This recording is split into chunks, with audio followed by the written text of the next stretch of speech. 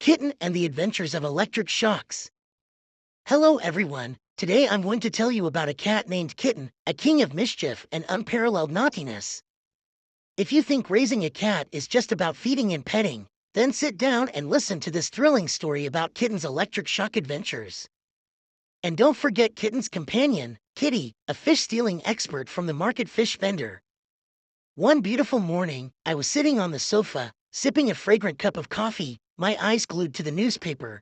Enjoying the peaceful moment, I suddenly heard a suspicious zzzzzt sound from the living room. My heart raced as I immediately got up and ran quickly to the living room. And you know what?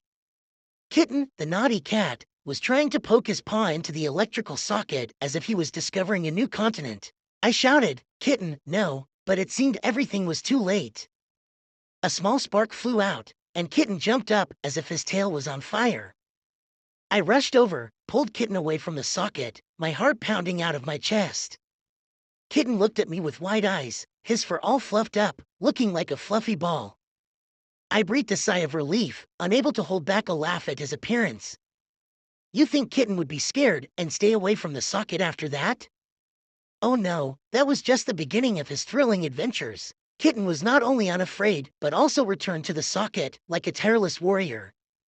Not long after, on a calm afternoon, I again heard the zzzzzt sound from the living room.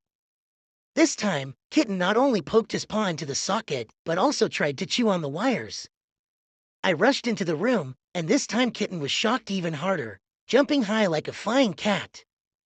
I was genuinely worried and heartbroken, but couldn't help but laugh at the scene. After this incident, I decided to teach Kitten a lesson about the dangers of electrical sockets. Every time Kitten approached the socket, I would sternly remind him and use a water spray bottle for deterrence. Kitten looked at me with innocent eyes, but I knew he was thinking something entirely different. Kitten, with his curious and naughty nature, wouldn't easily give up the socket just because of a few shocks. But do you think the story ends there? No way, Kitten became even more creative.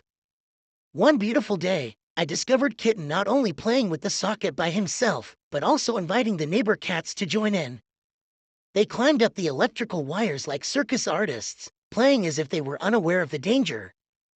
The sight of me running outside, shouting for Kitten to come down, explaining the danger, while the cats looked at me as if I were performing a comedy, was truly one of the funniest moments you can imagine. And don't forget Kitten's companion, Kitty, an expert at stealing fish from the market fish vendor. Every time I couldn't find Kitty, I knew exactly where he was, in the fish vendor stall. The vendor had complained many times about the missing fish, and each time, I saw Kitty running out of the stall with a piece of fish in his mouth.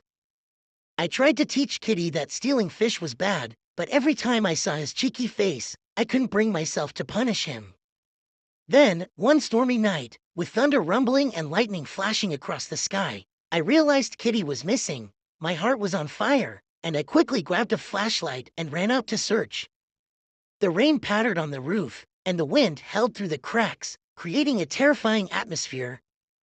I ran around the neighborhood, calling Kitty's name in vain. In my panic, I saw a small figure moving on the high-voltage wire. It was Kitty. My heart stopped, and I shouted, "Kitty, get down," but the rain and wind drowned out my voice. Kitty nonchalantly walked on the wire, oblivious to the looming danger.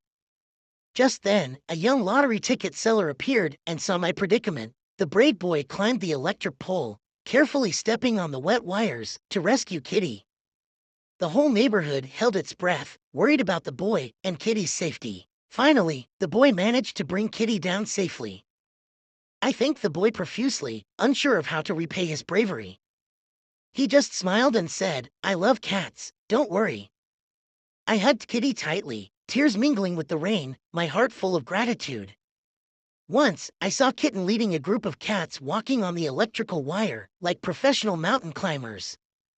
I shouted, "Kitten, get down immediately," but they kept climbing, looking like cats in an action movie. Every afternoon, I had to play the hero, running outside, chasing the cats down, and trying to explain the danger of climbing electrical wires. Even though Kitten still continued his mischievous ways, my love and patience for him never waned. I ordered all kinds of cat toys, from yarn balls to scratching posts, hoping to divert Kitten's attention away from the dangerous sockets. But no, Kitten remained Kitten, with his unparalleled adventurous and naughty spirit. Every time I saw Kitten safe and healthy, I felt my efforts were worthwhile. Once, I joked that Kitten must be a true electric explorer if he weren't a cat. I even imagined Kitten with a small helmet and protective gear, ready for new adventures. Kitten and Kitty had become an indispensable part of my life. And no matter how difficult it might be, I would always be here, laughing at their mischief and loving them every bit. Who knows, maybe one day Kitten and Kitty would realize that electric shock adventures and fish stealing weren't the smartest choices and would find safer games to play. But until then, I would still be here, being their hero, protecting and loving them every day.